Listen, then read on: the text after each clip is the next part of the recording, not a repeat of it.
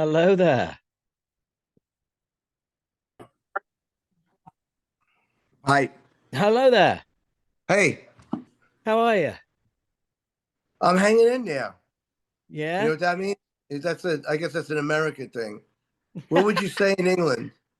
Oh, you've spent enough time over the years to know that. I have, but Yeah, that's yeah. Howard. I we'd don't know. be we'd be I don't know, chilling out, So relaxing, holding it together, holding it down. holding it down. Yeah. Yeah, which is quite an aggressive way of saying I'm doing okay if you think about it. Yeah, no, I mean, my voice is shot a little bit, but that's about it. Well, yeah, welcome to the Singers Club. We're all the same. We kind of, we've always got that sort of horse kind of thing going on. Brutal. Yeah, yeah. Well, look, I'm gonna say, well, thank you because 9 years ago, you became the first guest that I'd interviewed live that I didn't know. Wow. Yeah, yeah. So we're in the 10th year now, and Congratulations. That's good. thank you very much, sir. Thank you very much. And so yeah, we met years ago. I sing in a UK band called Acid Rain. We were around years Oh ago. wow. Okay. Yeah. Yeah, Yeah. and we met on the, well, forgive me for bringing it up, the Beg to Differ tour. You played the Duchess of York in Leeds. Which I do. I think I remember that. Yeah, that's a famous club. Yeah. yeah. I played there many times myself, but unfortunately long gone now, like all the great clubs.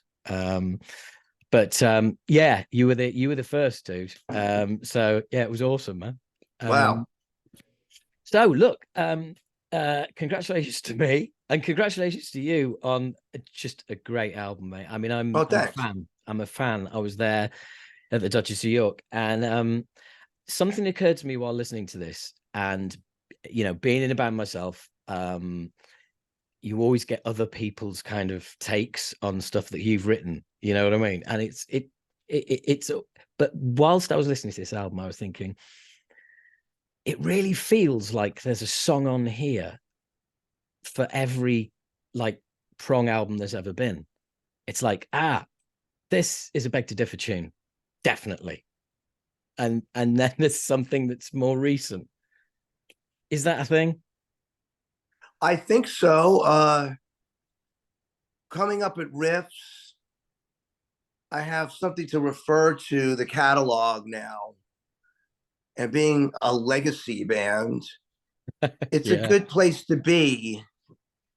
We experimented before, we took all those chances, and now I just want to reap the rewards of that. yeah, So I could claim certain styles to be part of Prong and be yeah, able to do that. Like it's just the riffs, and they're all my riffs. So it's like it's gonna sound like Prong somewhat, uh, but it is sort of like a get out of jail free card for some of the riffs. Like there's some songs that are just weird on this record, and I was like, oh, we could do that. I could get away with that yeah. because we sort of did it before, or not people are going to go like, what are they doing? Like, I don't want to have that response. Yeah, but also this deep in, you've kind of earned the right to kind of go where you want and know that as long as you're not straying outside of bounds, people are going to pretty much go with you. Yeah, I mean, it's not the most popular band in the world neither. So it's like, that's I still I want to open some eyes too. Yeah, So I want to stay heavy um in I'm not really worried about the modern heavy bands anymore. Uh Not that I ever really was too much, but whatever they're doing. So this does it's not to be competing with that, but like I think the sound quality, the guitar sounds, etc., are a little bit modern Prong. It's yeah, not completely retro. yeah, yeah. Well, you know, when you came back with Carved, because I always think Yeah. of that as like that was kind of the Prong Rebirth. That was modern Yes. Prong. Yeah. Um, and that was just like, you know, that was like listening to first time I listened to Cleansing, which again was like oh wow, like they've just taken my face off. And then getting it again second time around with Carved, which is like such a great return. I'm glad It's, you appreciate that one. Yeah. I honestly, I was so happy because I'm, you know, if you're a legacy band, I'm a legacy fan, you know, and I'm also in a legacy band, so we've got it all Yeah. You going are. on here. Yeah. And Yeah. so yeah, and so I'm a very happy man. But with the new album, as always, it takes a couple of listens. But on first listen, I'm like, okay, right, I know which one is the lead catchy single with the gorgeous chorus that's going to be stuck in my head for days. That's cool, because if that's there, then I know everything else is there, and then slowly everything else fits into place. But I've got to ask, as a Rush fan, how long is it since you've been wanting to do a Rush cover? Not that long. I mean, we did a covers record, and Yeah, we went in the direction of covering bands that the general metal audience doesn't really know. And I think that was, it wasn't the greatest idea in the world, because I like, again, if you're going to do a covers record, you want to get people to notice it. Anyway, the record came out great, but I was, I wanted something doomy and something with an old school kind of riff to it, like a good old riff. And Working Man was perfect for that. I was like, the first thing that came into my mind, other than doing like a song off of Volume 4, Sabbath. I was like, I couldn't do that. So, and then I was a huge Rush fan as a kid. You know, I've seen them a million times. And it just made sense. A trio. And that lyric, it's almost like, it's like a stoner rock Rush song. And the lyric is contemporary still. And it's like, I got into this whole trip for a while. I was listening to Pentagram a lot, like everyone was for a while. And that I think that Rush song is sort of like a Pentagram style song too. So I didn't want to cover Pentagram. So I did, but it hasn't been that long time since I want to do a Rush song. I want to mainly do a Sabbath song or a Killing Joke song. Rush was a new idea. It's like, wow, okay, Working Man. That's the song to do. yeah, yeah. It's a great version. I mean, it's, you know, it's a reinterpretation, which for me is kind of like what you got to do. You know, you either put your stamp on it or don't bother. Yeah, I mean, it's tuned down.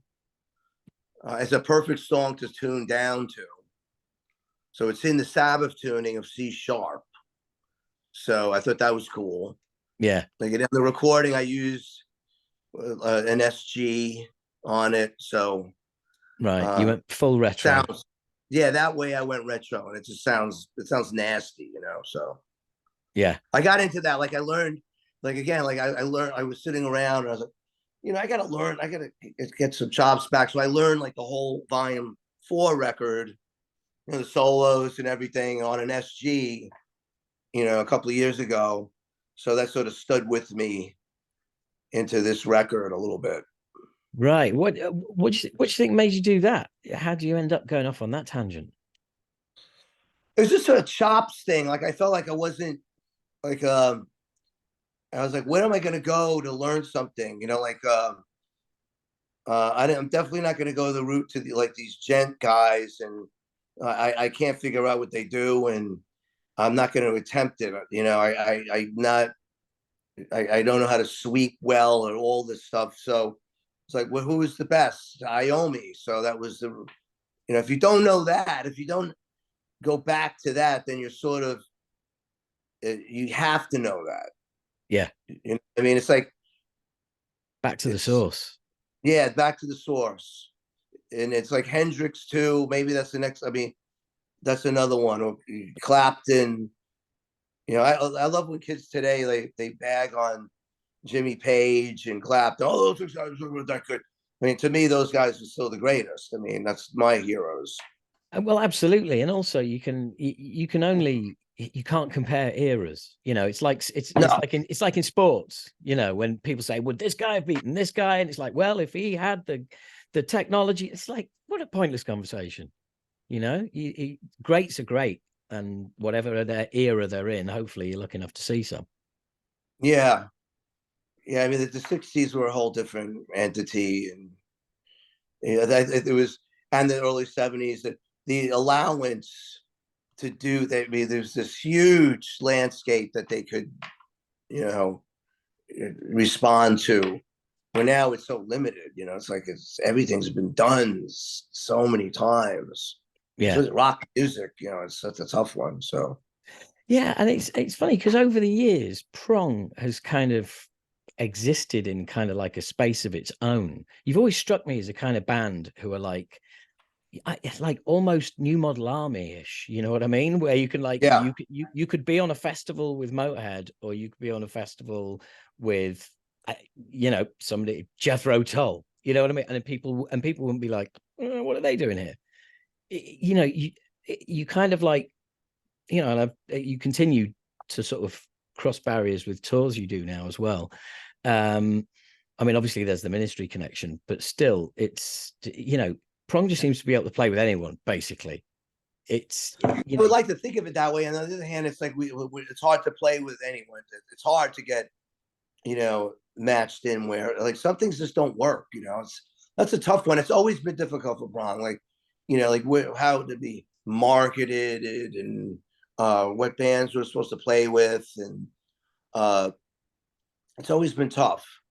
yeah, So we're never embraced by any of the cliques and the genres that much, and I feel bad about that a lot of times. I don't. I mean, I'm not happy about that.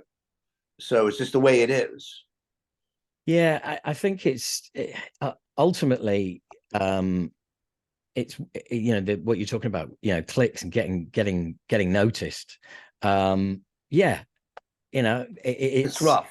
yeah, it is. It is. As I think there's like when your core fan base, when you know your core fan base and the age they are, you know, it's like you need some young people to do the heavy lifting here. Yeah, it's true. Yeah, That yeah, would be good, but yeah, I see that with the Misfits and Danzig, and so over here where they captured the young audience. You know, the cartoony nature of things doesn't hurt, but it's like, you know, you know, we're playing with Danzig. It's like, you know, he's getting all kinds of young people to shows. You know, yeah. so it's and he doesn't try. He just it's amazing. So But to me though, there's a darkness to Prong that there isn't to those acts, you know. And maybe and for me, that's the appeal, you know. And funnily enough, I played two songs on my radio show, and I only ever play one song by a band per show. But I broke the rule this week, and it was oh, thank pure you. pleasure. My own rule. I realized I could break it all along. It's only taken 10 Yeah, years. um, um, and I just said, and there's Tommy Victor still sounding like he's full of piss and vinegar, because there's, you know, there's places on this album where, you know, you ain't fucking happy.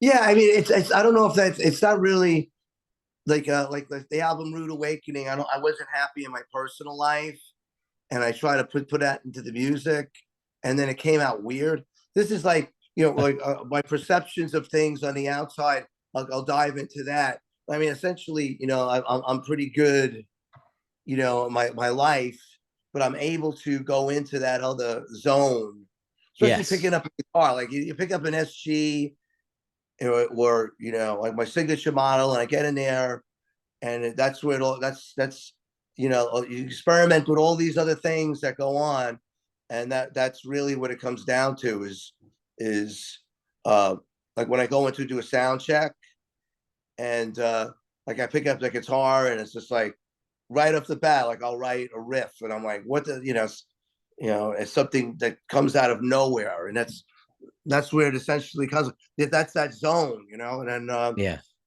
and especially writing lyrics and singing, and that's like it's got you go into that whole other thing, you know. It's amazing. Is it always music first or lyrics first, or does it mix and match? It's the two separate things. Like, during just hanging out. I mean, there's like, I'll write a song title down. Like I'll have like, Yeah, and then a couple of things that remind me of what it meant. And then it's like the riffs, and then it's just matching the lyrical ideas to the riffs, and so that sort of comes like a little puzzle. So that's yeah, um, how it's like it's a strange process, because I mean, on this record I wrote everything completely myself. So um, and that's what I really like about this one too, because uh, we in past records I had this management, and they were like, oh, I finished with another record, they wanted me to do another one. Like you saw, like from Carved into Stone through 0 Days, there wasn't a lot of time in there, and like we didn't promote the things right, we didn't do the right tours, they were rushing me to do these records. So I was like, I got to the point where here and there I was like, dude, you got any riffs? Like I called up some people. Here and there I got somebody to write with here and there. So this one wasn't like that. It's like all me, riffs that come from me, that I wanted, and I wasn't compromising, and that was really cool about it, because it needed to be that way. I mean, so I wanted to see how it was, and then matching the lyrical. I had no problem coming up with lyrics. And from pandemic to all this shit that's going on, it was easy. yeah, So that I blasted through those, and I'm happy about the lyrics. I mean, and they're not so heady where it's like they're pretty cool. So I'm happy about the whole thing, really. And it's yeah. like, No, like I like being at the legacy part. It's like, you know what, at this point it is what it is. It's like it's take it or leave it. So that's what's cool about you know and yeah, like SBV, they're very supportive. It's just like, dude, whatever you want to do too. So it's been cool. yeah. You've been with them a long time, haven't you? I know. It's amazing. I honestly, you've got to be like the longest serving artist ever on SPV. You know, I mean, I remember I them think from they back in the have this day. artist. They have this guy, Axel Rudy Pell. I think Oh he's been yeah, on yeah. for 35 years. He's been on SPV. Right. Okay. Right. Okay. Yeah. So So yeah. you're gunning for him then, yeah? Mm-hmm. Yeah. Yeah. You've never struck me as the kind of person who struggles to come up with lyrics either, because yeah, I mean, there's always been a point to Prong, terrible fucking pun or whatever that is. But there's always been a very definite, you know, point. And whilst you've never been overtly political, you've also made it very clear what does and doesn't work for you. Yeah. No, that's a good point. That's dead on, because yeah, it's like it's not completely political, but that's totally you nailed it with that. That's really what it's about. It's it sounds like nihilism, but it sort of is in a way. Yeah, and I think as well is, I don't know if it's just being an artist, but it maybe it is, but I've always found it really difficult to kind of nail my sort of colors to any mast, because I'm open-minded. So when someone's got a good idea, I don't really care what side they're on. And Well, that's we come from the generation where you were allowed to do that. So like now, I mean, these kids today they're like zombies, man. Like they're programmed machines that have they're just stamped. It's like, and they don't move out of that, and it's crazy. So it's very strange. yeah, We would yeah, definitely had we had, like I said, that landscape. We could go anywhere, and we could go here, go there, be this, that, and like never feel that we had to commit to anything in particular. Where it's not like that anymore. It's not. So yeah, yeah. And look, we move with the times. got to be done. I mean, I can't Yeah. complain. Someone sent me your album and I was able to listen to it like immediately. I'm like, Thank well, you. that's cool. Oh God, thank you. I got it 2 weeks early. Honestly, I'm on about my 15th play, so Wow. I know it inside out, mate. That's fantastic. Well, you know what it's like when you're a band as well. It's like, you consume music in a different way because it is inverted commas work. So you straight away, you hear it differently and you digest it differently. Totally. Yeah. Totally. And sometimes that's a bit of a shame because you get an album, you're like, oh, this is great. And it's like, after about 8 plays, you're like, I think I just know that now. Yeah. Yeah. Well, I haven't got to that point with yours, that's for sure. It's still cracking on to listen 16. You've also put a lyric video out. There's a couple of singles out. What I haven't done is check the touring schedule. Are you out and about soon? Yeah, no, I just got back from Europe. We did a couple of festivals and 5 shows in Germany. So that was a quick one because I got a Danzig tour coming up for 3 weeks. And then after that we go back over there. There's no UK dates. It's just all like Scandinavia, Austria, right. One German show. Yeah, it's Slovakia. We're playing with Life of Agony, so we do 3 weeks with them. Then I got to see. I mean, I'll have to, Sorry, no, it's just you say playing with Life of Agony. I was fully expecting you to say, so we've got to play all the depressing countries. Yeah, so we cold. do. Yeah. I meant cold. I think isn't England in there in the depressing country? But it is right now. Oh yeah. Well, we invented the word glum. Yes. So but we're not playing England, so yeah. Eventually, we got to get back over there. I don't know. It's just like the offers and promoters are just like negative about Prong in general. So, that's a problem. Right. Yeah. So you think if you come over, you'll be coming over as a guest on another bill? I don't know yet. That would be preferable, but I don't know if we're going to make that work financially neither. So yeah, I know exactly what you mean. It's neither one thing nor the other. Yeah. Yeah, we're exactly in that position. It's like bands that we'd love to support over here are playing the same venues that we headline. Yes. So, yeah. So it's kind of like, oh, it's a fucking zero-sum game here. It's like, no, it doesn't work. Shame, because all you're going to do is play the same venues, and even if there is more people there, you're still going to be, you're still going to be down on finances, and you're kind of querying your pitch for going back there and being a headliner. Well, I think it's like if we could find somebody over there that that would work well with Prong and do like that would be a strong bill would be cool. Like nothing ever really comes up, so that's when no one's really investigating it. Like our agent, he's a German guy, and he's just like, and the label's German, and this sort of like you don't even have to go to the UK. They don't even give a shit about it. So it's been like that since time began with Prong. It's like, you get a UK agent and like, well, we don't really do that well in the continent. Or it's like, it's neither one or the other. It's very strange. But you've spent a lot of time in the UK, and I mean, I've seen you a few times. Yeah. I've seen you. Oh yeah, I mean, yeah, that was years ago, but I've seen you many times over here as well. But we've had some great times over there. Like we've done like a headlining club tour. The last time we did it, I forget when it was, maybe 8 years ago or something, and I thought it was a blast. It was great. So I mean, it's not like we did. I think that was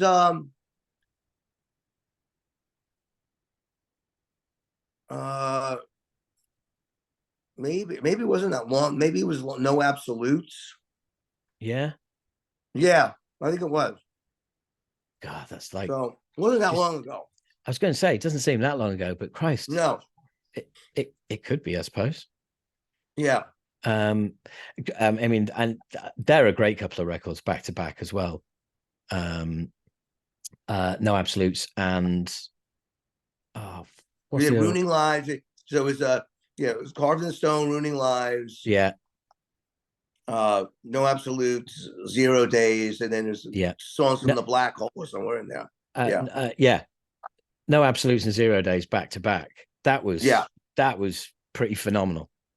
Cool. That really was. That was much appreciated. Also, SPV do a brilliant version of your albums where you get them on double vinyl and you get the CD in it and a download code. Yeah, I don't think they're doing the download code anymore. Yeah, it's like streaming code now, isn't it?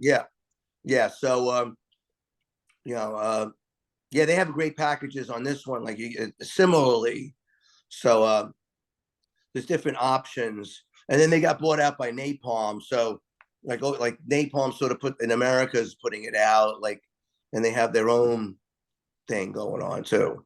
So right, I'm pretty. Okay. It's cool. Yeah. Yeah, that'd be really cool. Is that your first on Napalm in the States? Yeah. It's not on the. Initially was going to be on the Napalm label, but they had problems with some legality of that. They said it was going to cost too much. So it's on Steamhammer, but it's marketed by Napalm over here. Like they do everything. So yeah, right. So it's a licensing deal. Yeah. Cool. Yeah, but that's awesome, because if they're getting behind you and getting some funky physical stuff, for North America, that's really cool, because let's be honest, as much physical stuff you can shift, the better. Yeah, I mean there's stores, so, and there's vinyl, demand, so it's not that bad. Yeah, isn't it weird? We used to haul vinyl around 30 years ago to sell it at the gig. Yeah, we thought those days had gone. Yeah. And then they just come creeping back. And now, our first record was vinyl only, and we just carried them and sold them in the Lower East Side. Sold them to stores. There's tons of stores right there in Manhattan and the Lower East Side. And yeah, I mean that's where it started. I just want to go back to something we were talking about earlier, where you were saying we wrote the whole album yourself. I just wanted to jump back to that point where'd you find your bass player, Steve? Which Steve? Evans? Yeah. He produced the record. He's the producer. Right. So he played bass on it. Yeah. Well, yeah. I thought he's not in the band. No, because like the weird thing is, right? I read it. I read Killer that. Bass, I was like, I read it. And I know. I've heard the album 15 times. Yeah. There's and you give him room as well. That's the great thing about Prong. You see, it's a 3-piece. There's more room, But the thing is, it brought back a memory. Back in 1989, that we were offered a couple of people to remix our first full album, and he was one of them. Yeah. And yeah, because I think he's an engineer, or he's credited on South. I think he was way back. He was on South of Heaven. I think he was just as an engineer back then. Yeah. And I'm so glad, as our minutes tick away, that my brain didn't collapse and actually reminded me that I had to ask, because I needed to know if it was him. Yeah, it's him. No, he produced a record. He's done like MOD records. He did Hatebreed. He's tons of stuff. His main thing, he did produced and engineered most of the Dillinger Escape Plan records. Right. Okay. Yeah. So he moved here back to New York with me. That's another thing I tell you. Like all the songs were written here in New York again. So, and then we recorded it out in Jersey.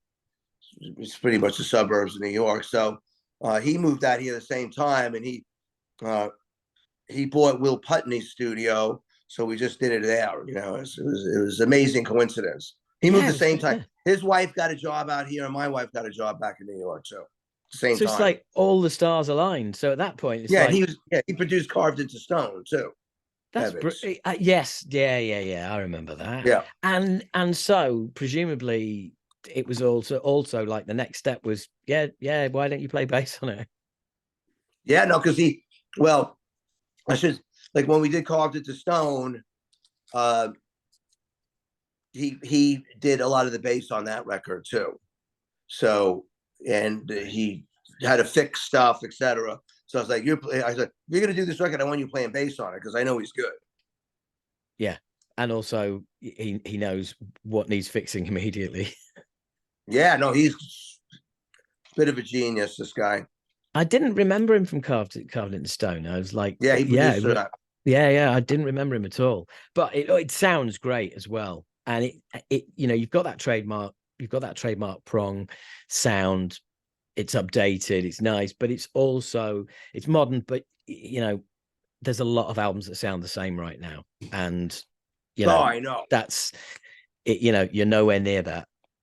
Yeah, we didn't want to do that. I mean, I guess I'm not going to compete with those records, and it's just I don't think it's befitting of Prong to try to, fit in with everything that's going on now, and I don't even care. It's just like I used to a little bit, but I don't care anymore.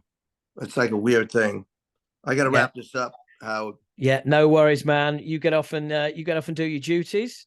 Okay. Thanks for the time. I'll see you. Thank you, man. Great when you talking make to you. it to the UK. And you, man. Okay. And you. Thank you, buddy. Okay. Appreciate it, man. Thank you. Cheers, man. Bye-bye.